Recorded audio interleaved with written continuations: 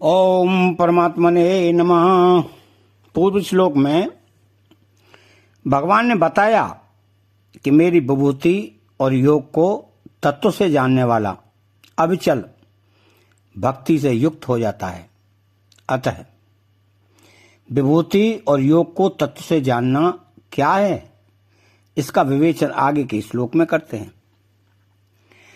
अहम सर्वस्य प्रभवो मंतः सर्व प्रवर्तते इति मत्वा भजन्ते माम बुधा भाव समन्विता। अर्थात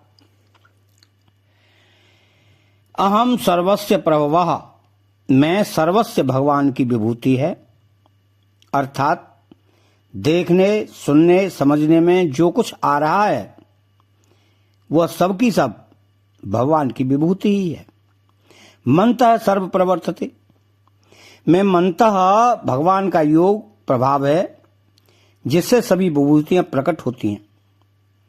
7वें, 8वें, 9वें अध्याय में जो कुछ कहा है वह सब का सब इस श्लोक के पूर्वार्ध में आ गया है। अहम सर्वस्य प्रभवः, मानस नादज बिंदुज उद्भिज जरायुज अंडज स्वेदज, अर्थात जड़ चेतन स्थावर जंगम यावन मात्र जितने प्राणी होते हैं उन सबकी उत्पत्ति के मूल में परमपिता परमेश्वर के रूप में मैं ही हूं।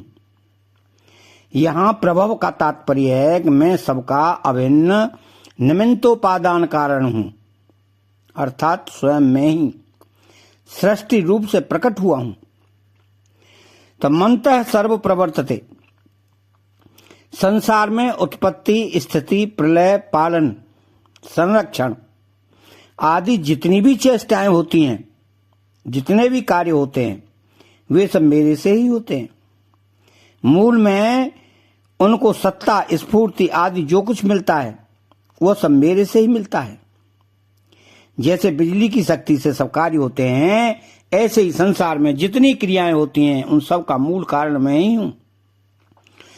अहम सर्वस्य प्रभवो मंतः सर्व प्रवर्तते कहने का तात्पर्य है कि साधक की दृष्टि प्राणी मात्र के भाव, आचरण, क्रिया आदि की तरफ न जाकर उन सब के मूल में स्थित भगवान की तरफ ही जानी चाहिए। कार्य, कारण, भाव, क्रिया, वस्तु, पदार्थ, व्यक्ति आदि के मूल में जो तत्व है उसकी तरफ ही भक्तों की दृष्टि रहनी चाहिए। और मंतः पद बार बार कहने का तात्पर्य है कि ये भाव, क्रिया, व्यक्ति आदि सब भगवान से ही पैदा होते हैं, भगवान में ही स्थित रहते हैं और भगवान में लीन हो जाते हैं। अतः तत्व से सब कुछ भगवत स्वरूप ही है। इस बात को जान लें अथवा मान लें तो भगवान के साथ अविकंप, कभी विचलित न किया जाने वाला योग अर्थात संबंध हो जाएगा। यहां सर्वस्य और सर्वम दो बार सर्व पद देने का तात्पर्य है कि भगवान के सिवा इस सृष्टि का न कोई उत्पादक है, न कोई संचालक है। इस सृष्टि के उत्पादक और संचालक केवल भगवान ही हैं। इति मत्वा भाव समन्विता, भगवान से ही सब संसार की उत्पत्ति होती है और सारे संसार को सत्ता, स्फूर्ति भगवान से ही मिलती है। अर्थात स्थूल सूक्ष्म कारण रूप से सब कुछ भगवान ही है। ऐसा जो दृढ़ता से मान लेते हैं वे भगवान ही सर्वोपरि हैं। तो भगवान के समान कोई हुआ नहीं, है नहीं, होगा नहीं तथा होना संभव भी नहीं। ऐसे सर्वोच्च भाव से युक्त हो जाते हैं। इस प्रकार जब उनकी महत्व बुद्धि केवल भगवान में हो जाती है तो फिर उनका आकर्षण, श्रद्धा, विश्वास, प्रेम आदि सब भगवान में ही हो जाते हैं। तो भगवान का ही आश्रय लेने से उनमें समता, निर्विकारता, निःशोकता, निश्चिंतता, निर्भयता आदि स्वतः स्वाभाविक ही आ जाते हैं। कारण जहां देव परमात्मा होते हैं वहां दैवी संपत्ति स्वाभाविक ही आ जाती है। बुद्धा, भगवान के सिवाय अन्य की सत्ता ही न मानना, भगवान को ही सबके मूल में मानना, भगवान का ही आश्रय लेकर उनमें ही श्रद्धा प्रेम करना, यही उनकी बुद्धिमानी है। इसलिए उनको बुद्धिमान कहा गया है। इसी बात को आगे के श्लोकों में कहा है कि जो मेरे को क्षर संसार मात्र से अतीत और अक्षर जीवात्मा से उत्तम जानता है वह सर्वोच्च है, सर्वभाव से मेरा ही भजन करता है। माम भजनते, तो भगवान के नाम का जप कीर्तन करना, भगवान के रूप का चिंतन ध्यान करना, भगवान की कथा सुनना, भगवत संबंधी ग्रंथों गीता रामायण भागवत आदि का पठन पाठन करना, ये सब के सब भजन है। परंतु असली भजन तो वह है जिसमें हृदय भगवान की तरफ ही खिंच जाता है, केवल भगवान ही प्यारे लगते हैं, भगवान की विस्मृति चुभती है, बुरी लगती है। इस प्रकार भगवान में तल्लीन होना ही असली भजन है। अब इसमें विशेष बात यह है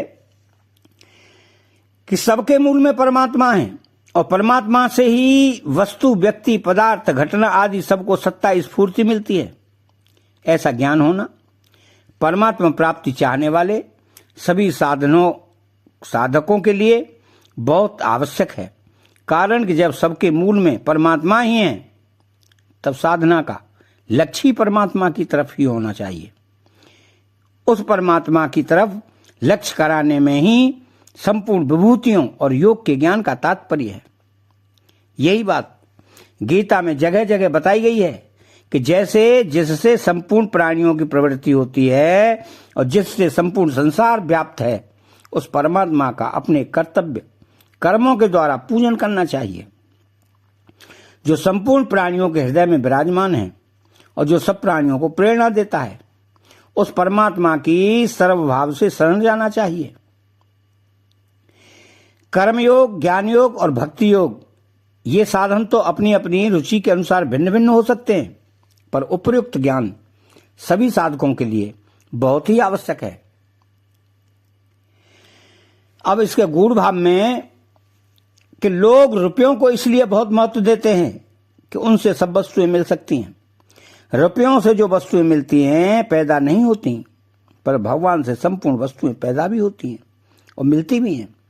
इस प्रकार जो भगवान के महत्व को जान लेते हैं वे तुच्छ रुपयों के लोभ में न फंसकर भगवान के ही भजन में लग जाते हैं कि न सह सर्व विद्वजति माम सर्वभावेन भारत। भगवान कहते हैं कि पदार्थ और व्यक्ति भी मेरे से होते हैं, अहम सर्वस्य प्रभवा, और क्रियाएं भी मेरे से होती हैं, मंतः सर्व प्रवर्तते।